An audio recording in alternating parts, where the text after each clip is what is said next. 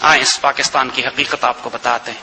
اس پاکستان کو ملک نہ سمجھیے گا، بہت بڑی غلطی کریں گے. یہ پاکستان اللہ کے رازوں میں سے ایک راز ہے. یہ پاکستان میرے آقا صلی اللہ علیہ وسلم کی خاص الخاص نگاہ میں بنا ہوا ہے. آئیں آپ کو واقعات بتاتے ہیں.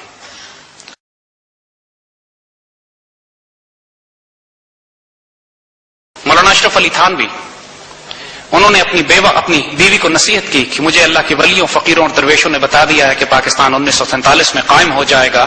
اگر میں زندہ رہا تو ہم پاکستان چل کر رہیں گے، اگر میرا انتقال ہو گیا تو تم پاکستان جا کر آباد ہو جانا. کہ اب آنے والے دور میں اللہ کے رسول کی نگاہ میں وہی زمین پسندیدہ قرار دی گئی ہے. اشرف علی تھانوی کا 1942-43 میں انتقال ہوتا ہے. آپ کی بیوہ پاکستان بننے تک زندہ رہتی ہیں، پاکستان تشریف لاتی ہیں، لاہور میں قیام کرتی ہیں اور پھر وہی انتقال ہوتا ہے آپ کا.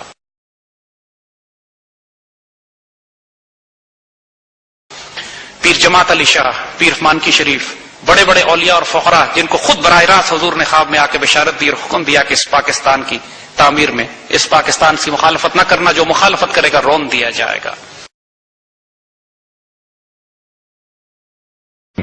آپ کے والد نے جب پاکستان کے ساتھ کلات کو انیکس کیا تھا تو اس کے پیچھے کیا وجوہات تھی؟ آفٹر آل اس وقت کی شورا ہوگی، کاؤنسل ہوگی، لوگوں نے سوچ بچار کی ہوگی. ٹھیک ہے، فیصلہ آپ کے والد نے سنایا، بٹ پیچھے تو بہت لوگ ہوں گے جنہوں نے وہ کیا ہوگا. Luqman sahab, it was my grandfather Mir Ahmad Yar Khan نے. جی ہاں، یہ تقریباً 47 میں جب علاق کیا، it was the reason because Quaid Azam sahab جو تھے وہ ہمارے لائر تھے. He was representing Kalat state in Indo Pak. So that was the reason جس کی وجہ سے ایک تعلق ان کا بنا ہوا تھا. اینڈ وہ مانگ رہے تھے کہ ایک آزاد مسلمانوں کے لیے ایک ملک بنائیں. تو انہوں نے یہ چیز شیئر کیا ہمارے دادا کے ساتھ. سو اس چیز پہ جب انہوں نے شیئر کیا تو ہی اگریڈ کہ there is a country getting made in the name of Islam. So that was one of the reasons that he joined. And but he was a bit reluctant to join, کیونکہ ظاہری بات ہے it was a big decision. But still he did it. تو he was not doing it. مگر ان کو جیسے ایک خواب میں حضور پاک صلی اللہ علیہ وسلم کی طرف سے ایک اشارہ ملا کہ there is a country getting made in the name of Islam and you're trying to hurdle it. So that was the reason that he joined Pakistan. But let me ask you one thing point blank. آپ نے ابھی کہا کہ حضور صلی اللہ علیہ وسلم نے آپ کے دادا کو بشارت دی خواب میں آ کے کہ وہ پاکستان کے ساتھ ملے؟ جی ہاں، جس طرح I am telling you کہ میرے والد کے ساتھ ایک دن میری بات ہو رہی تھی and I asked him this question that why did we join Pakistan when we were independent state. So he smiled and said the same thing کہ I asked the same question for my father one day جو میرا دادا تھے کہ why did we join Pakistan. So that was told to him and my father told me one day. So I'm just saying it's on live on TV today like I said it that day on Geo as well.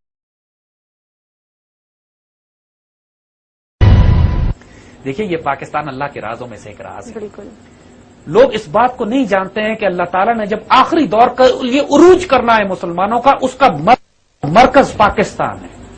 یہ 27 رمضان المبارک کو بننے والا یہ ملک جس کے نام کا مطلب مدینہ طیبہ ہے، پاکستان کا مطلب جو مدینہ طیبہ ہے، جو مدینہ طیبہ ثانی ہے، جو 40-50 لاکھ شہداء کے سائے میں بنا ہے، جو اللہ تعالیٰ کے خاص کرم سے قائم کیا گیا، خاص کرم سے قائم رکھا گیا. اس کے پیچھے ایک بہت بڑا مقصد ہے. اتنی بڑی روحانی دنیا اس ملک کی حفاظت کرنے کے لیے متعین کی گئی ہے. جو فیصلے کر دیے گئے، اب صرف یہ ہو رہا ہے کہ کون خوش نصیب ہوگا، کون بد نصیب ہوگا، کون اس ملک کو نقصان پہنچائے گا. خشفاق احمد صاحب اس کی مثال صالح علیہ السلام کی اونٹنی سے دیتے ہیں. فرماتے ہیں کہ جس طرح صالح علیہ السلام کی اونٹنی معجزے سے بنی تھی، نشانی کے طور پر قائم کی گئی تھی، اور جس نے اس اونٹنی کو نقصان پہنچایا اس قوم کو ہی تباہ کر دیا گیا، اور جس نے اس اونٹنی کی عزت کی اللہ نے اس کی حفاظت کی اور اس کو بچا کے رکھا. پاکستان صالح علیہ السلام کی اونٹنی کی طرح خوبصورت مثال دی انہوں نے. یہ ملک، یہ پاکستان، یہ حضرت صالح کی اونٹنی ہے. اس کا احترام اور اس کا ادب ہم پر واجب ہے.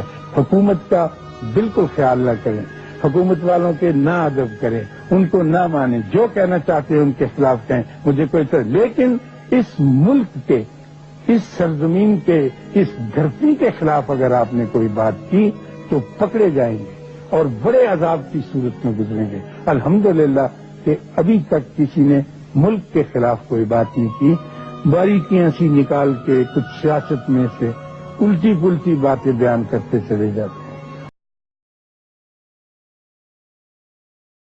ان بندوں میں ایک بہت ہی نیک مبارک وجود صوفی برکت علی صاحب کا ہے. رائٹ. ان کی یہ کتاب بھی ابھی لیٹسٹ شائع ہوئی ہے، محب پاکستان کے نام سے، یعنی لور آف پاکستان، پاکستان سے پیار کرنے والے. محب پاکستان. صوفی برکت علی صاحب فیصل آباد کے پاس سمندری روڈ پہ دارالاحسان کے نام سے آپ کا ایک مقام ہے، وہیں پہ آپ کا مزار بھی ہے. صحیح. اور جو فیض آپ کا کس دور میں آئے؟ ابھی 91 92 میں انتقال کیا، ابھی لیٹسٹ. Right right right. اور اتنا خوبصورت فیض ان کا پھیلا، اور ان کے بارے میں تو دشمن بھی کہتے ہیں، ان کے مخالفت کرنے والے بھی کہ اللہ کے ولی فقیر درویش. صوفی برکت علی صاحب کے ہم الفاظ آپ کو سناتے ہیں جو اس کتاب میں انہوں نے کوٹ کیے ہیں، اور ان کے تمام جن سے وابستہ افراد ہیں وہ جانتے ہیں اس بات کو. وہ یہ کہتے ہیں کہ یہ خود اپنی زبان سے انہوں نے بات کی ہے، دیوانے کا حوالہ دیا ہے لیکن ہیں ان کے الفاظ، کہتے ہیں کہ ایک دیوانہ کے جنگل میں دن کے چن رہا تھا اور کہہ رہا تھا کہ وہ دن دور نہیں ہے کہ جب پاکستان کی ہاں اور نہ میں دنیا کے فیصلے ہوں گے. اقوام متحدہ فیصلہ کرنے سے پہلے پاکستان سے پوچھے گی کہ ہم اس کام کو کریں یا ہم اس کام کو نہ کریں. ان کو 91 میں آپ کا انتقال ہوا. کہتے ہیں کہ بندے پیدا ہوتے رہیں گے، آتے رہیں گے، جاتے رہیں گے، لیکن یہ آواز مکتوب کر دی گئی ہے، لکھ دی گئی ہے. وہ بڑا خوبصورت شعر ہے ان کا. یہ کہتے ہیں کہ یہ صدا میری نہیں، میری نہیں. یہ جو بات میں کہہ رہا ہوں یہ میری صدا نہیں ہے. یہ بھی پوئٹ تھے، انہوں نے شاعری بھی تھوڑی سی کی. یہ صدا میری نہیں، میری نہیں، یہ تو ہے منشائے رب بال یقین، یعنی میرے رب کی یہ منشا ہے اور یقین سے میں بات کر رہا ہوں. بلکہ ایک جگہ تو انہوں نے یہ فرمایا کہ کہتے ہیں، میں الک نگری میں ممتاز مفتی الک نگری میں بابا جی کو کوٹ کرتے ہوئے صوفی برکت علی صاحب کو کہتے ہیں کہ لوگوں جان لو کہ ایک وقت آنے والا ہے کہ UNO کوئی قدم اٹھانے سے پہلے پاکستان سے پوچھے گی کیا میں یہ قدم اٹھا لوں. اس وقت ہم رخصت ہو چکے ہوں گے، لیکن اگر ایسا نہ ہوا آ کے میری قبر پر تھوکنا. یعنی اتنا بڑا چیلنج انہوں نے دیا کہ اگر ایسا نہ ہوا تو آ کے میری قبر پر تھوکنا. ممتاز مفتی اس پر لکھتے ہیں کہ میں بزرگ کے اتنے بڑے دعوے پر حیران و پریشان رہ گیا کہ یا اللہ یہ پاکستان کیا شے ہے، کیوں لوگ اس کی عظمت کی باتیں کریں. کہ ایک جنگل، ایک دیوانہ ایک جنگل میں تن کے چل رہا تھا اور کہہ رہا تھا کہ وہ دن دور نہیں کہ پاکستان کی ہاں اور نہ میں اقوام عام کے فیصلے ہوا کریں. ہے کہ نہیں؟ بندے بنتے رہیں گے، مٹتے رہیں گے. یہ قول جو ہم اللہ ہی کی طرف سے کہہ رہے ہیں، ہمارا کیا قول ہے؟ ہم اللہ ہی کی طرف سے کہہ. اب جو ہے یہ جو کچھ بھی ہو رہا ہے نا یہ عین فطرت کے مطابق ہے. لیکن ایک بات آپ نوٹ کر لیں، یہ ملک جو ہے یہ اللہ نے اور محمد نے اور علی نے بنایا. کیا جی؟ اللہ نے بنایا یہ ملک، اللہ نے، محمد نے اور علی نے بنایا. ٹھیک ہے. ان کی اس ملک کی سیکشن بڑے بڑے بڑے سے ہوئی ہے. اور جب تک یہ سورج چاند قائم ہے اور دنیا قائم ہے، پاکستان دنیا کے اندر بہت بڑا نام ہے اس کا، اور یہ پوری امہ کو اکٹھا کرے گا. اور یہ سارے یہ چھٹ رہا ہے کام، یہ وہ چھانٹی ہو رہی ہے. یہ جو ہے نا کیڑے مکوڑے اور اس قسم کی چیزیں چھانٹی ہو رہی ہے. اور جو کچھ آپ کے ساتھ ہو رہا ہے یہ درست بھی ہو رہا ہے. اس لیے کہ بجلی کم ہوگی تو بھائی آپ کو پرانی دادی ماں یاد آئے گی جب آپ دیے جلاتے تھے، اور آپ کی آنکھیں خوبر ہوں گی اس ماحول کی جو وہ ماحول پرانا تھا ہمارا. چینی کم ہوگی تو شوگر بھی تو آپ کی کم ہوگی، بیماریاں کم ہوں گی، اخراجات کم ہوں گے. آٹا کم کھائیں گے تو پیٹ بھی تو ٹھیک رہیں گے. آپ کیا پتا ہے کہ فطرت کس طریقے سے انسانیت کا علاج کرتی ہے. یہ علاج ہو رہے ہیں آپ کے.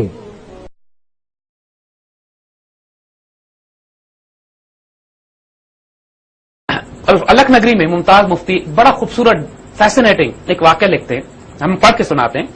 ممتاز مفتی عطیہ نامی ایک عورت کے بارے میں لکھتے ہیں کہ انتہائی نیک پڑھی لکھی پاکیزہ خاتون کو آنے والے آلات کے بارے میں الہام ہو جایا کرتا تھا. سیر تھی، آگے والے آلات کو دیکھتی تھی. جس طرح علامہ اقبال سیر تھے اسی طرح یہ عطیہ کے بارے میں. ایک دن عطیہ بڑے موڈ میں تھی، کہنے لگی کہ پورے آسمانوں پہ چراغاں ہیں، خوشیاں منائی چلی جا رہی ہیں، پھولوں کی پتیاں نچھاور ہو رہی ہیں اور مسلمانوں کے عروج و ترقی کا دور شروع ہو چکا ہے. اور یہ دور، یہ بات جو کر رہی ہیں 1971 سے پہلے کا ہے، یعنی یہ واقعہ جو لکھا گیا ہے 71 سے پہلے کا ہے. اسلام کی نشت ثانیہ کا دور ہونے والا ہے. عرش اور فرش ایک دوسرے کے قریب آ جائیں گے. پاکستان اس دور کا گہوارہ ہو.